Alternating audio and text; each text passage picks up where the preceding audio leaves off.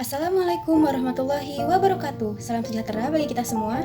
Selamat datang di Koki MP, Komunitas Kajian Ilmu Manajemen Pendidikan yang dibina oleh Bapak Amril Muhammad. Perkenalkan, saya Indriana Triherawati dari Program Studi Manajemen Pendidikan Angkatan 2020B Universitas Negeri Jakarta. Pada kesempatan kali ini, saya akan membahas sebuah materi mengenai pengembangan produk. Berikut adalah materinya. Baik, pertama saya akan menjelaskan mengenai pengertian dan tujuan dari pengembangan produk. Jadi, pengembangan produk adalah proses perubahan yang dilakukan terhadap produk yang sudah ada, sekaligus proses pencarian inovasi untuk menambah nilai terhadap barang lama dengan mengkonversikannya ke dalam produk tersebut. Nah, dengan adanya pengembangan produk, berarti perusahaan sudah memahami tentang kebutuhan dan keinginan pasar.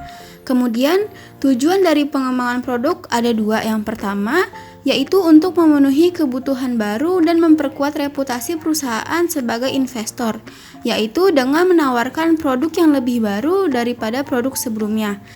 Kemudian tujuan yang kedua yaitu untuk mempertahankan daya saing terhadap produk yang sudah ada, yaitu dengan jalan menawarkan produk yang dapat memberikan jenis kepuasan yang baru.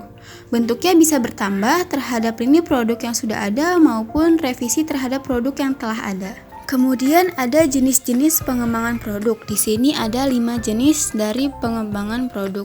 Yang pertama yaitu memperbaiki yang sudah ada.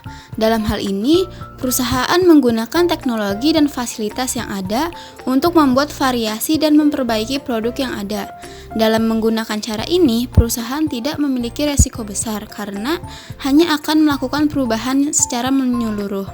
Kemudian, yang kedua yaitu memperluas lini produk. Jenis pengembangan produk ini dilakukan oleh perusahaan dengan cara menambah item pada lini produk yang sudah ada atau menambah lini produk baru. Kemudian yang ketiga yaitu menambah produk yang ada. Dalam hal ini, perusahaan menambah atau memberikan variasi pada produk yang sudah ada dan juga memperluas segmen pasar dengan melayani berbagai macam konsumen atau pembeli yang memiliki selera yang berbeda-beda. Kemudian yang keempat yaitu dengan meniru strategi pesaing. Pada cara ini, perusahaan meniru kebijakan pesaing yang dianggap menguntungkan seperti menyamakan penetapan harga. Kemudian yang kelima yaitu menambah lini produk.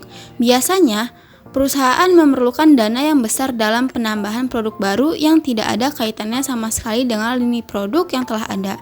Karena produk yang belum pernah diproduksi sebelumnya, serta dalam hal penggunaan fasilitas-fasilitas untuk mempromosikannya memerlukan proses yang baru pula.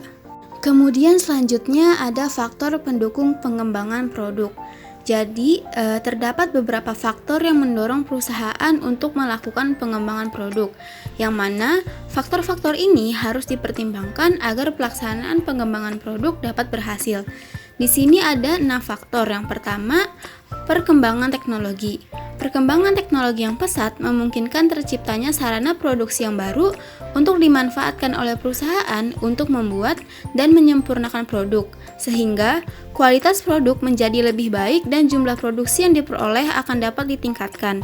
Yang kedua, ada faktor perubahan selera konsumen.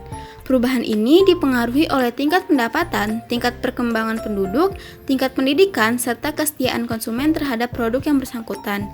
Kemudian yang ketiga ada persaingan.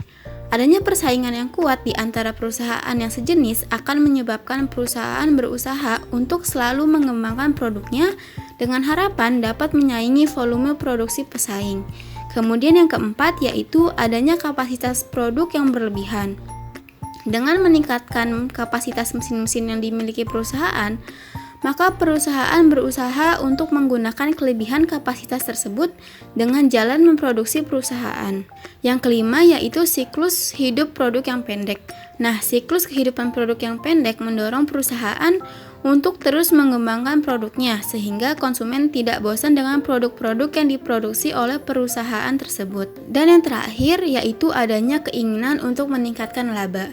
Perusahaan mempunyai keinginan untuk memperkuat posisi produknya di pasar serta untuk memperluas pasar. Sekian materi yang bisa saya sampaikan, semoga dapat bermanfaat bagi kita semua. Terima kasih. Wassalamualaikum warahmatullahi wabarakatuh.